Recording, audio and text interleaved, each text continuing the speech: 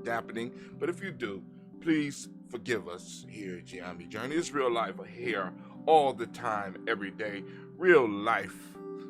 Children leave the freezer open. Now the freezer overworking.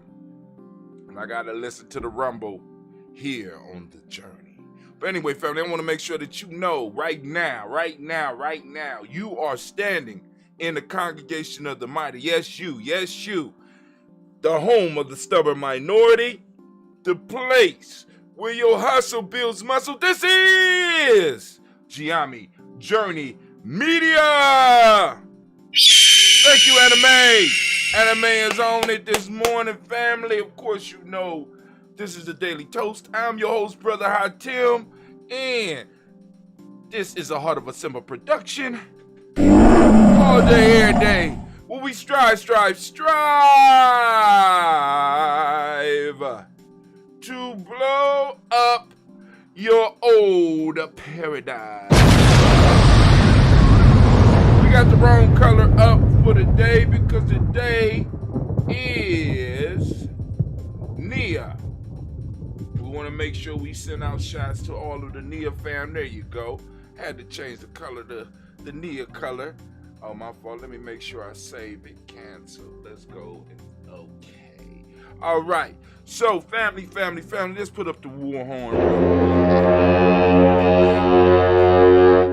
War horn is up. You know, now, love of family, love of tribe, building culture is the way forward for us. We have been put in a position here in America where, in a sense, no, we can't necessarily choose our family, right? Can't choose our family. We're born into it, and some of us, we remain tight with that group, and others move away. You know, I've been fortunate where I'm able to stay pretty much tight with a lot of my family because, you know, our beliefs don't necessarily conflict, and even when they do conflict, we find other ways we love around the conflicts. That's what family's about, learning to love around the conflicts. But here, we are able to choose our tribes. We are able to build our tribes, and we're able to nurture a healthy culture within that tribe, regardless of what's going on around us. And it requires us to have an extreme amount of love for the culture and understanding what culture does. Culture is like a blanket that protects you from the outside world. I know a lot of people are like, it shouldn't be like that. But family, I want y'all to understand when we say culture protects you from the outside world, what culture is supposed to do. The culture not only is supposed to guide how you live, but it makes it possible. It's supposed to make it possible for you to live in the way that you're living. So, can poverty be a culture, Brother Hot Tim? Well, yes it can, right? Because if the culture is producing nothing, and it's serving, in most cases, if it's serving something else, it can become a culture of poverty because it does provide for you to be able to live in the way that you live. What are some signs that you might be living in a culture of poverty? Well, poverty is one of the major pieces. If you are being trained to serve others, and when I say others, I mean people outside, necessarily outside your culture, where your culture is a subculture within another larger culture, and you are being taught and you have been trained from almost birth to go and serve other people, guess what? You have a culture of poverty. When you find people who are ingrained in a healthy culture, in a culture that sparks something within them, it gives them the ability to create. It helps provide them with their livelihood, right?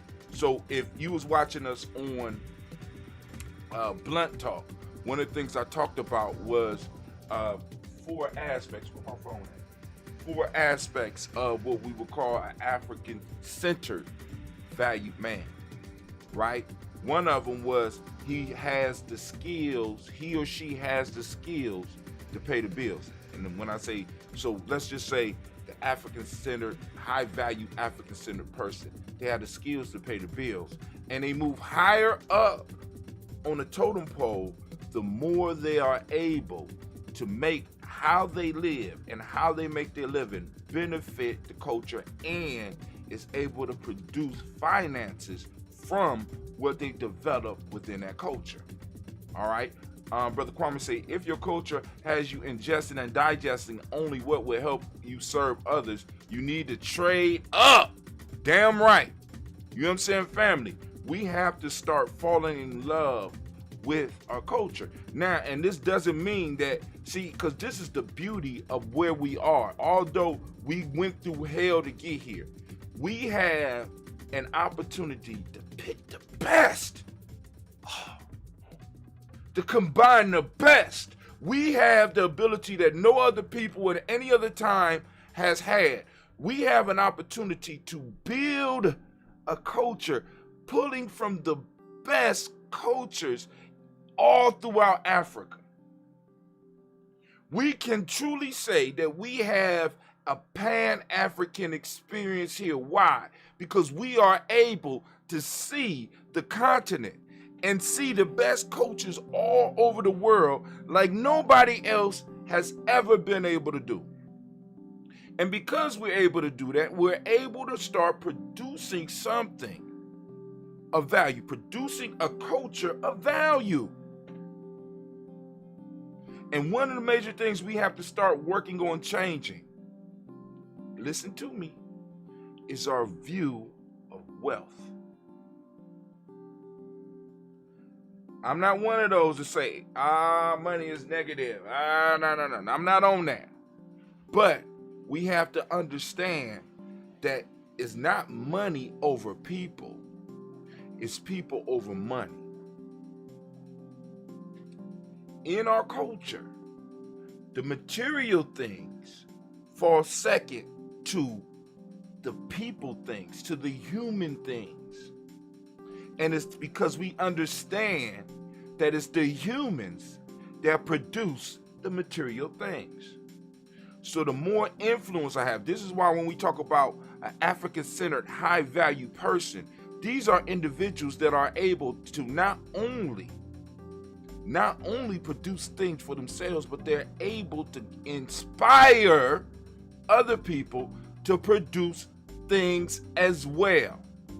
And they value the people and not the things. In this culture, in this servant culture that we are in right now, we have been taught to worship the things. So I need my Benz. I need my big house with 30,000 square feet. I need my swimming pool. When if we look at it, the people we are around and what we will be able to generate, all that stuff would be the side effect. I don't value the pool. I value the fact that I'm able to have a pool and be able to share with my family. I'm able to invite my tribe. We are able to enjoy the pool. Hell, matter of fact, we got pool parties at different spots. Why? Because many people in our tribe are successful enough to have it. As a matter of fact, we could come together and eat whatever we want. It's not the food, it's the fact that we were able to produce. And within us, and within even right now the economic situation we are in, there are things that we could take total control of within our group. We don't even need a lot of people. This is why when I tell y'all I'm not concerned about a lot of people, I say I'm concerned about the people that I'm working with, right? I'm concerned about the tribe, and I'm concerned about the other tribes that fit within our culture. I'm only concerned about them. Why? Because if that small group, that 1% of the 1%, just in Columbus alone, decided that we was going to pick one thing that we would not purchase from anybody else, something that we need, we would not purchase it from anybody else. We will only purchase it from ourselves. And we decide on which individuals we was going to purchase it from. We will start building wealth within our community. It's staples. And those staples rise up out the culture. Why? Because the culture realizes, because the culture is a living organism. And its idea is not only to survive, but to thrive. And once you start investing in that culture and fall in love with it, between your love for it and its love for you and its love for existing, it will make a way for you to build it. If your culture depends on you buying African cloth from a Chinese merchant, you're not part of my culture. If your kente is made in Beijing, you're not part of my culture. You understand what I mean, do y'all understand where I'm trying to go with this? So we have to start showing love for our family, and we have to start showing love for our tribe, and we have to start investing in it and looking for investments within it so that we can start building it up. Because many of us, because I'm going to ask this serious question, I know it's going to piss off some of y'all, right? But half the shit we be pushing our young people to, do we really need? As far as education, do we really need it? Maybe in 5 years, if we was to get serious. But some of the shit we be pushing our young people to, we don't need, because the only thing they're gonna be able to do with it, like for example, we push young people and say, you need to become an engineer. So how many engineers right now can we support in our community? Just asking.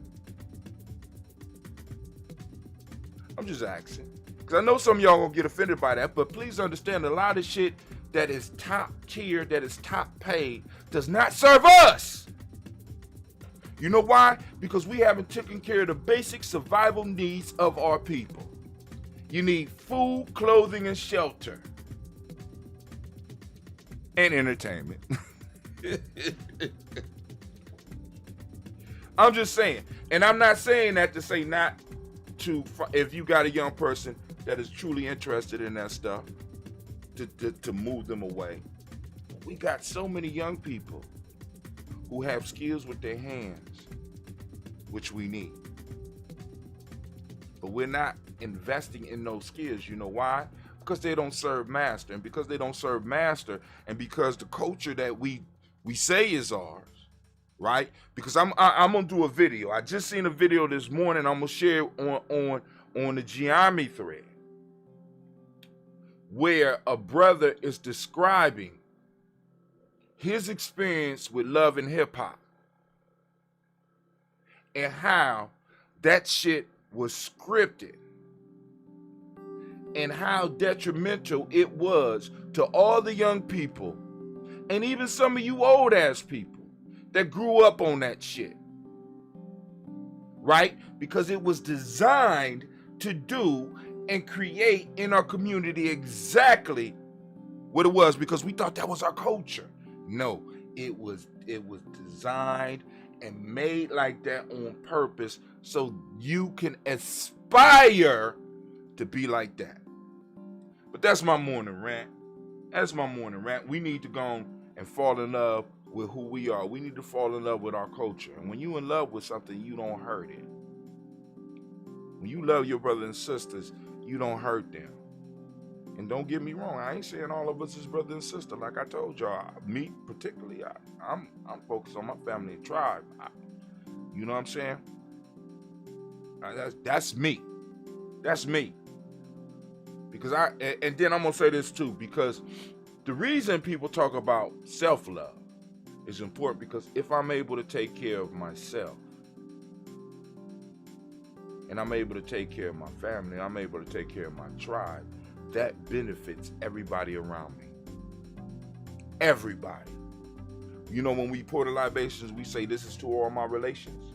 When I'm not taking my personal responsibility and taking care of my own, I'm not taking care of all my relations. All my relations. That includes all human, that includes the entire universe. When I'm not carrying my part, and when I'm not taking care of who I am, right? Because the kidney cells serve the body best by being kidney cells.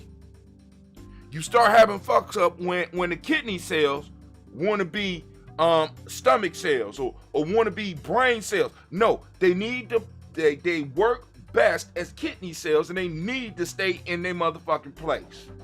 And by them staying in them place and loving what they're doing and building up as kidneys, they make sure that the whole body functions properly. Same thing with heart cells. When the heart cell try to be a kidney cell, it start fucking up the body.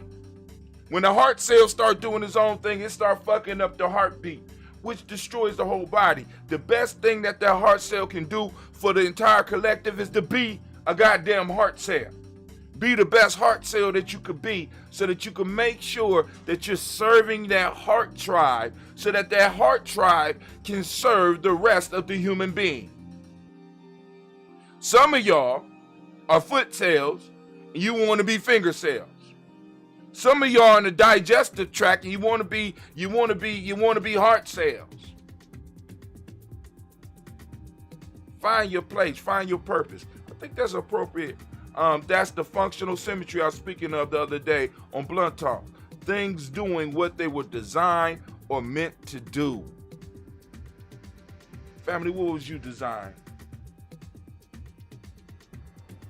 for or meant to do? What did you come here for?